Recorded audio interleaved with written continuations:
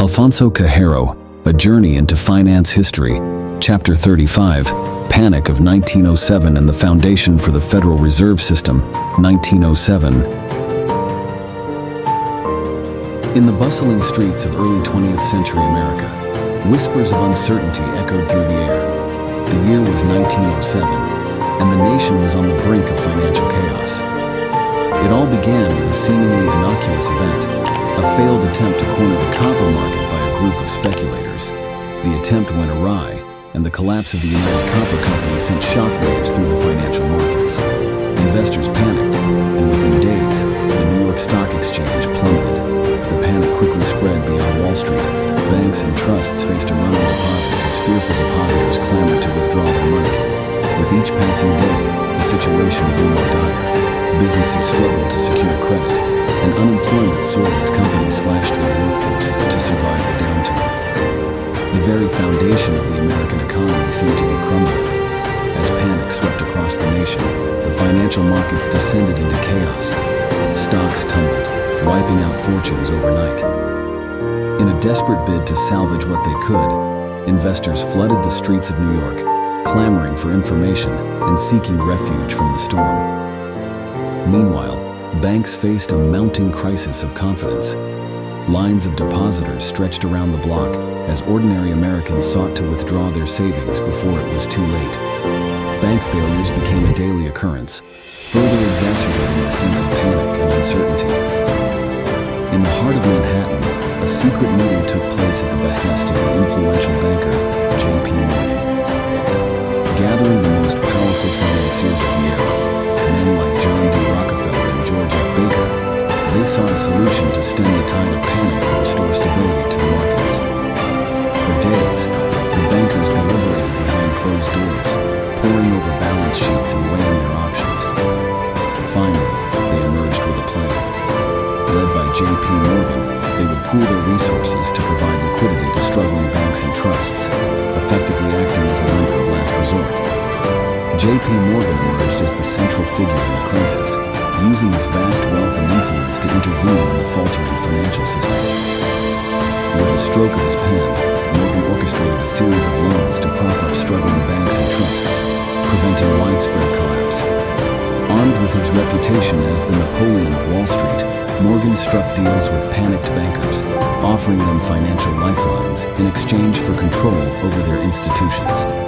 Through a combination of sheer willpower and financial wizardry, Morgan single-handedly prevented the crisis from spiraling further out of control. Morgan's efforts provided a temporary reprieve, but the underlying problems of the banking system remained unresolved. The nation needed a more permanent solution to prevent future crises from wreaking havoc on the economy. Despite the stabilization of the markets, the scars of the panic ran deep.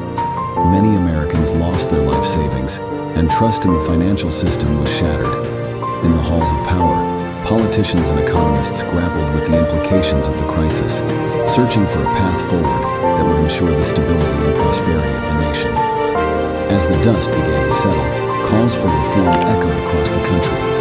Politicians, economists, and concerned citizens demanded measures to prevent such a catastrophe from happening again. The stage was set for a fundamental shift in America's financial landscape. In Washington, D.C., lawmakers scrambled to address the root causes of the panic. Hearings were held, investigations launched, and proposals drafted. It became increasingly clear that the existing regulatory framework was inadequate to safeguard against future crises, leading to growing support for the establishment of a central banking system. In the aftermath of the panic, the idea of a central banking system gained traction. Led by Senator Nelson Aldrich, a group of influential figures drafted legislation to create the Federal Reserve, a powerful institution tasked with overseeing the nation's monetary policy and safeguarding against future crises. The proposed Federal Reserve would be comprised of a network of regional reserve banks, overseen by a central board in Washington, D.C.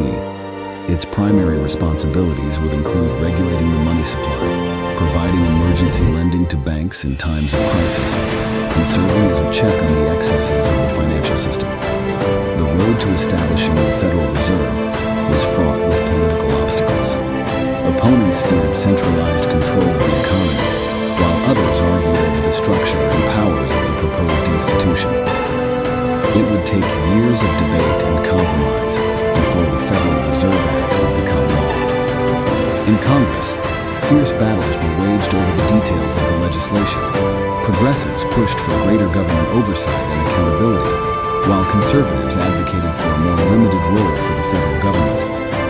Lobbyists from the banking industry exerted their influence, seeking to shape the final form of the Federal Reserve to serve their interests.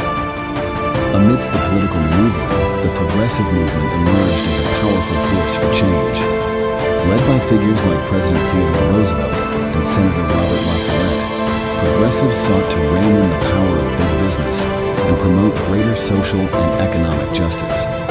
For progressives, the Panic of 1907 underscored the need for comprehensive reform. They argued that the concentration of wealth and power in the hands of a few was a recipe for disaster, and that the government had a duty to intervene to protect the interests of the common people. After years of contentious debate, Congress finally passed the Federal Reserve Act in December 1913. The legislation represented a delicate compromise between competing interests, establishing the framework for a decentralized central banking system with both public and private elements.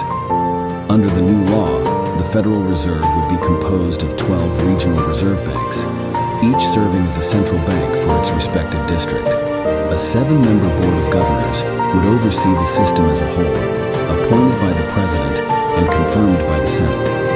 With the passage of the Federal Reserve Act, the monumental task of implementing the new system began. Regional reserve banks were established in major cities across the country, and a network of member banks was enlisted to participate in the Federal Reserve System. The Federal Reserve quickly assumed its role as the nation's central bank, regulating the money supply, setting interest rates, and serving as a lender of last resort to banks in times of crisis. Its decentralized structure allowed for flexibility and adaptability, ensuring that monetary policy could be tailored to the needs of different regions and economic conditions.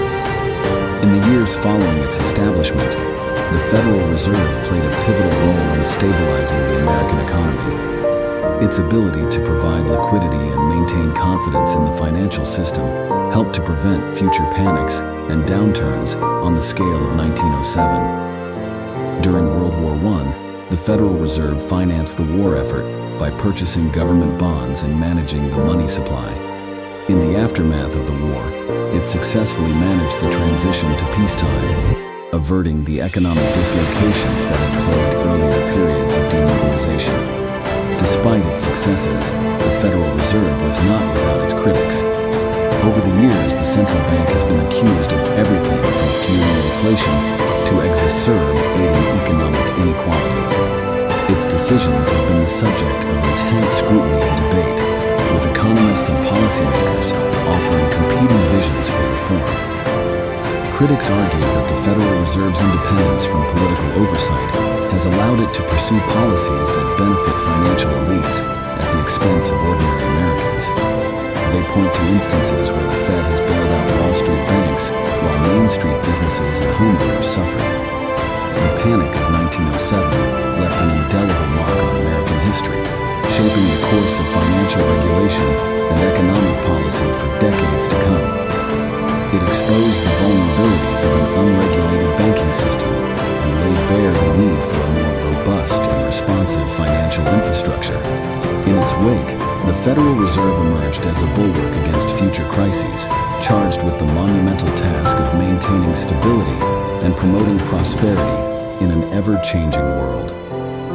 Though its effectiveness and legitimacy continue to be debated, there is no denying the profound impact it has had on the modern economy.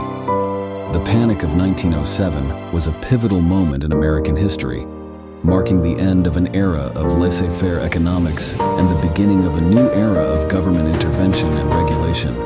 It served as a wake-up call for policymakers and citizens alike, reminding them of the dangers of unchecked greed and speculation. But out of the ashes of the panic emerged the Federal Reserve, a bold experiment in central banking that would shape the course of the 20th century. Though its journey has been fraught with challenges and controversies, its role as the guardian of the nation's financial stability remains as vital today as it was over a century ago.